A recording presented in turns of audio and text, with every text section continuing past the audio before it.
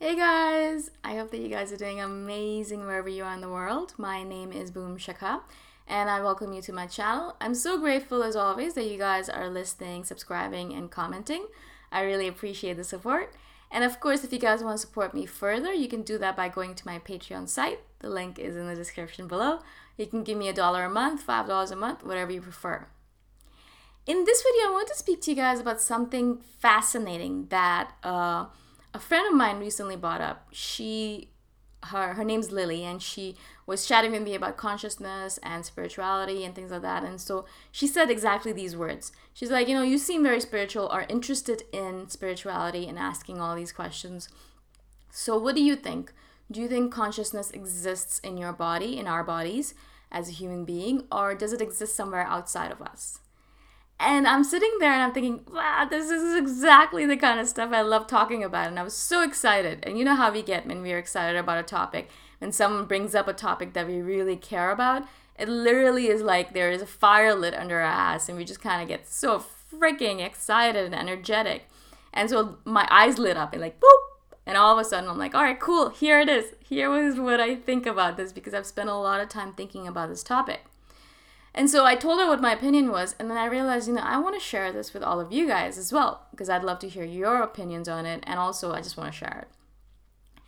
So if you do any kind of research on quantum physics or quantum mechanics, or you read up about consciousness in general online, you will be told over and over again that scientists have no idea where consciousness actually exists. They have no idea if it actually exists in the brain or in the heart or in the mind, and they don't know where the soul or spirit exists. They just cannot pinpoint a particular neuron in our brain that holds our consciousness, or a particular cell in our heart that holds our consciousness. So there's no way for scientists to be like, all right, cool, this is the neuron that holds our consciousness. So if this neuron dies, then consciousness is dead. You know what I'm saying? So there's no way for them to pinpoint exactly where consciousness lies in our body. Now, of course, that doesn't mean anything, because, scientists, perhaps they just don't have the right tools yet.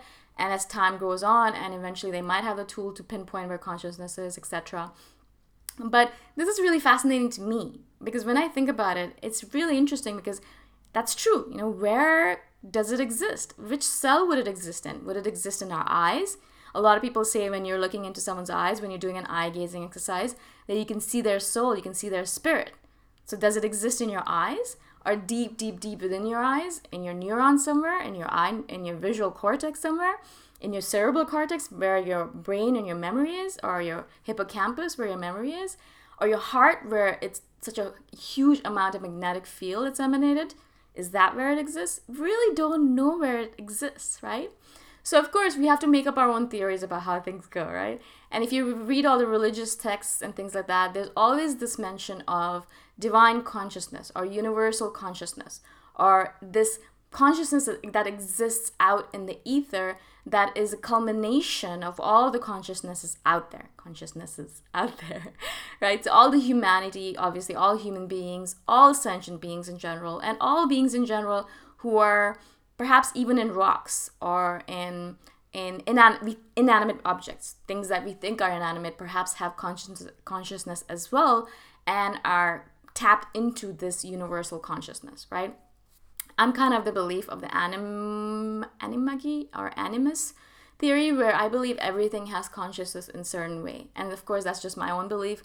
I have no proof for it, but I just feel it so strongly. And that's one of the reasons why, why my water bottle is conscious to me. She is my person, right?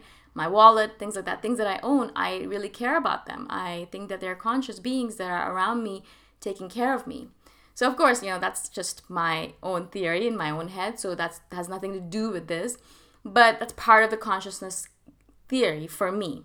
So everything has a consciousness to it, and everything taps into this universal consciousness. Where does this universal consciousness reside? Again, we have no idea where it resides, but everyone has their own theory. Now, we say that it exists in the ether. And for me, I think that it exists everywhere at once and nowhere at the same time. Do you know what I'm saying? So it's like air, it is everywhere at once. And also, there's nothing that you can really touch and really get on a hold to. Like, this is air inside my palm. You can't do that.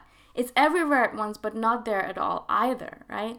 And that's how I think of consciousness. I think of universal consciousness and everyone's consciousness as that thing where you can't really grab a hold of it, but it is everywhere. Just like God, if you think of God that way, or a universe, or whatever you call that entity, that supreme being, he or she or it is everywhere, but also nowhere at the same time, because you can't touch it. You can't pinpoint it and be like, this is where it is. This is where she lives. This is where he lives, kind of thing, right?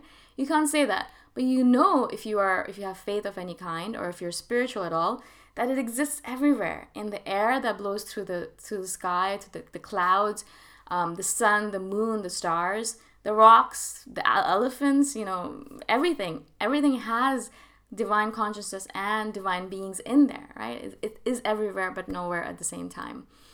And I, in my own opinion, like, of course, this is all my opinion, I think of consciousness as existing in both places at the same time. So I do believe that when I meditate, when I sit down and I just let myself go into the ether and connect with that divine consciousness, I have that observer inside of me. I have that divine being, my soul, my spirit, whatever you want to call it.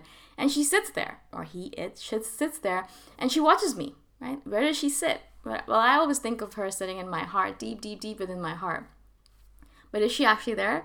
I don't know, right? And so she might be there, but she might also just be there out in the ether somewhere. So I always think of consciousness as existing both in my body and not in the body, and also out there, but also not out there at the same time. It is so ethereal and so untouchable that you can't really pinpoint it and say, this is where it is. All right, cool, I got it. I got a hold of it. I can snatch it up and I can hold it in my palm, and this is where it is. And you open your palm and you realize there's nothing in it, right?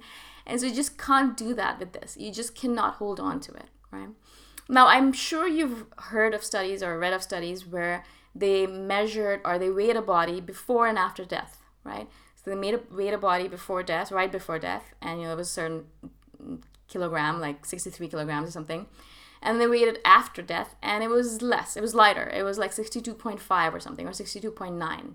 So they imagined that the soul of the spirit occupies weight, occupies space, and it left the body, and that's why it was the body was lighter after death, right? Now, of course, I don't know if I believe in that. I don't know if it actually occupies space in that physical space like that. I really don't think so. But I do believe that consciousness is necessary for everything that we have on this planet. And I do believe that if consciousness did not exist, the world wouldn't exist. The world needs consciousness in order for it to exist. And this is a basic theory behind quantum mechanics, that, if you're looking at something, that's the only way that it can exist. If consciousness is not observing something, it truly does not exist in that moment in time. As long as consciousness is observing something, it exists, right? And so that is a theory that I really, truly believe in, because I noticed that within myself. If I don't notice certain things, I feel like they're ethereal. They are just not present at the moment. They disappear into that other realm, into the ether. And again, these are all very abstract concepts, right? And so, of course, if I'm talking right now, you're like thinking, okay, she has completely lost her marbles. That's totally fine, because these are theories that I've made up for myself in order to explain the world that I live in. And this is something that all human beings do. I think it's so funny because we just have this conscious desire to explain ourselves and explain this world and explain everything around us.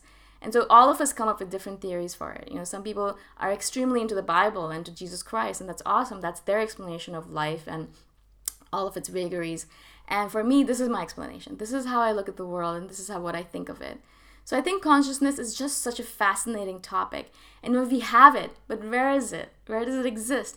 And where does it disappear to once we're dead? If you don't believe in reincarnation, I do. But if you don't, where does it go? Does it just disappear into the ether and dissipate forever?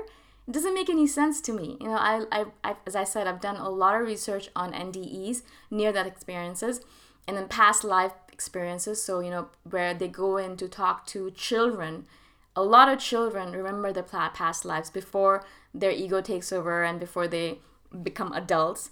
A lot of children will remember, this is where I used to live, and this was my village, and this is how I died, and things like that.